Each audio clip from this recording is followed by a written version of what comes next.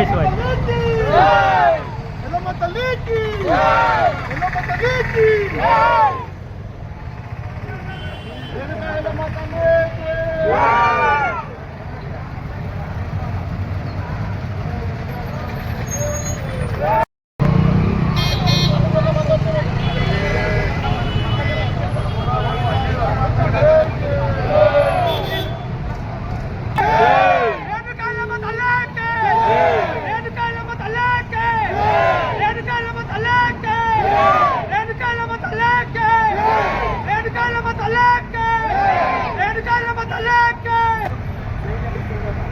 Save temple! Save Dharma! Save temple! Save Dharma! Save temple! Save Dharma! మన ఆలయాలను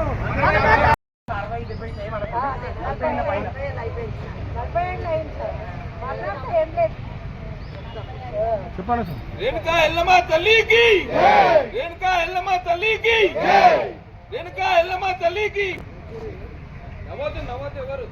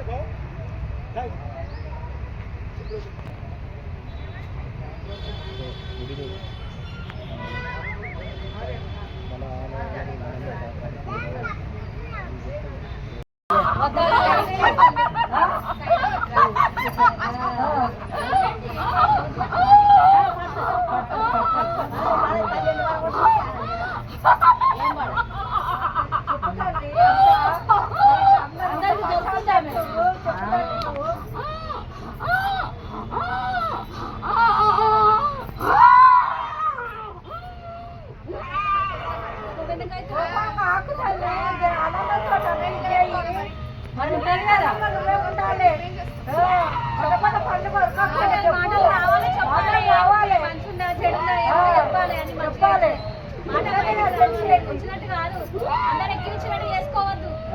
మాట రావాలి. చెప్పు ఎలా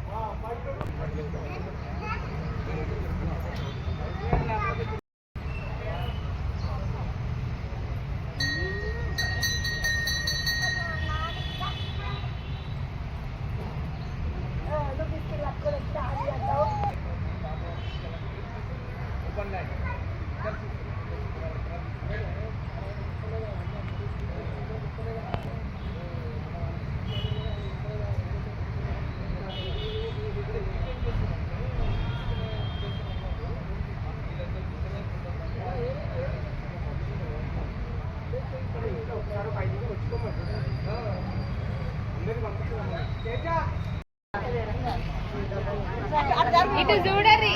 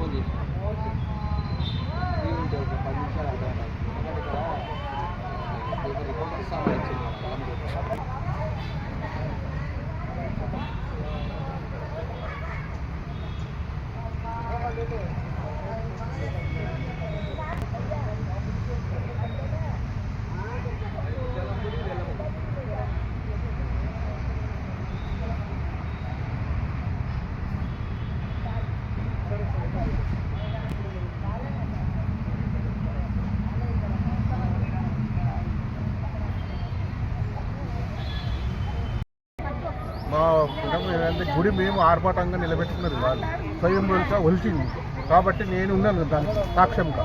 ఎందుకంటే చిన్నతనంలో పెంచినందుకు ఒకసారి వెళ్తే తీసేసాను, రెండోసారి తెలిసినప్పుడు మేమే దాన్ని శుభ్రం చేసుకొని కడిగి చేసి అంతా పెట్టి చిన్నగా మామూలుగా గోడగా కట్టుకొని గుడిని పెట్టుకున్నాం. కానీ రాను రాను అందరం పబ్లిక్ మొత్తం మా బస్సు మొత్తం కలిసి నిలబెట్టుకున్నది అది. సాక్షాత్ మేమే కావాలంటే ఆ గుడి ఇంటికంటే మేము విగ్రహం తెచ్చుకొని లేక పూజలు చేసి లేకపోతే అవి ఇవి తెచ్చి ఆర్భటంగా నిలబెట్టుకోలేదు. అమ్మవారు వచ్చింది కాబట్టి ఆమెను మేము స్వయంగా నిలబెట్టి ఆమెను మొక్కుకున్నాం కాబట్టి అది మాకు మంచిగా జరుగుతున్నాయి కాబట్టి మేము ఆమెను వదులుకోదలుచుకోలేదు. దానికి ఏమైనా పర్లేదు, ఆమెను తీసేయాలనుకుంటున్నాను అర్పించడానికి విధంగా అది ఎలా చేస్తారో అనేది మీరు అందరూ దయచేసి మా విన్నపం మాకు సహకరించింది కాబట్టి కోరుకుంటున్నాము.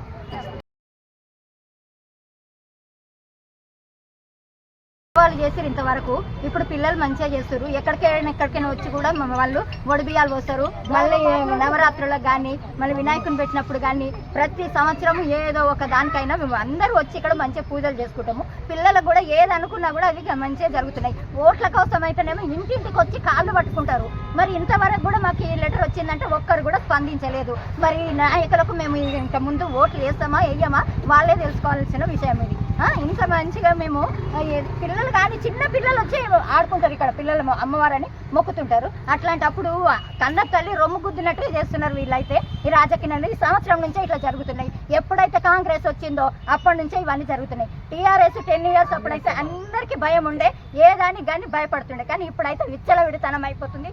ముందు జరిగిన విషయాలన్నీ మళ్ళీ బయటపడుతున్నాయి. ఇక్కడ చూడు, ఇప్పుడు సికింద్రాబాద్లో చూడు అమ్మవారిని కాలు దండిండ్రంట. ఇక్కడనేమో మేము కులమత భేదాలు లేకుండా మేము చేసుకుంటున్నాము. అక్కడ చూడండి అట్లా చేస్తారు. ఎవరైనా తల్లిని అట్లా చేస్తారండి? వాళ్ళకు కూడా కన్న తల్లే కదా, అందరికీ ప్రపంచం మొత్తం మన కన్న తల్లే కదా. అలాంటప్పుడు ఇట్లా చేస్తుంటే ఎంతవరకు న్యాయం అనుకుంటారు? ఇక వీళ్ళేమో మంచి నిద్రలు పోతున్నారు. ఒక్కరు కూడా కాంగ్రెస్ లీడర్లు ఏమైంది అని తెలియకుండానే ఉంటుందండి. ఇంతవరకు లెటర్ వచ్చింది తెలియకుండానే ఉంటుందా నాయకులకు? ఒక్కరన్నా వచ్చి మనకి స్పందించాలి కదా, మమ్మల్ని అడగాలి కదా, ఏందమ్మా ఏం కథ ఇక్కడ ఏం జరుగుతుందని అడగాలి కదా. మీకు కష్టమే ఉందని అమ్మవారికి నేను పెళ్లి చేసుకొని వచ్చినప్పటి నుంచి ఇక్కడ మొక్కుతుంటాం మేము. అది చిన్న వచ్చింది, చెయ్యిలాగా వచ్చింది. తర్వాత ఇద్దరు కలిసి చేసిర్రు, అది ఇంతవరకు వచ్చింది డబ్బులతోటి వేరేళ్ళతో. కానీ ఇప్పుడు సంవత్సరం గవర్నమెంట్ లేదే మాకు డబ్బులు పంపిస్తుందా? సంవత్సరం పండుగ చేసుకోవడానికి ఇప్పుడు గత 10 years నుంచి మాకు డబ్బులు వస్తున్నాయి. మాకు సంవత్సరానికి 75,000 వస్తున్నాయి. అమ్మవారు గవర్నమెంట్ లేకుండానే వస్తున్నాయి మాకు. అట్లాంటప్పుడు ఇప్పుడు కొత్తగా ఏంటి రూల్స్ అన్ని పాటిస్తున్నారు? ఎంతవరకు న్యాయం అంటారు? ఇవి మేమైతే ఒప్పుకోము. ఎంతవరకైనా వెళ్తాము. మోడీ దగ్గరికి వెళ్ళమన్నా కూడా వెళ్తాము. ఆయన వచ్చినా కూడా ఆయన కాళ్ళు పట్టుకుంటే మా అమ్మవారిని దగ్గర చేసుకోవాలంటే మేము కాళ్ళు కూడా పట్టుకుంటాం. కాళ్ళే కాదు ఇంకేమైనా చేయమన్నా కూడా చేస్తాం మేము. సరేనండి.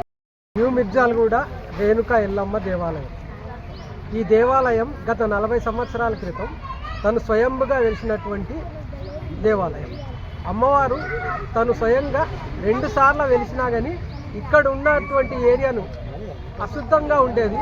ఇక్కడ వద్దులే అనుకొని మేము 10 సార్లు తీసేసిన అమ్మవారు మళ్ళీ వెలవడం వల్ల అప్పట్లో ఉన్న మా పెద్దలందరూ ఇక్కడ చిన్న గుడి ఏర్పాటు చేసి ఇప్పటి వరకు 40 సంవత్సరాల నుంచి ఇప్పటి వరకు అమ్మవారి సేవలో మేము అందరం తరిస్తున్నాం.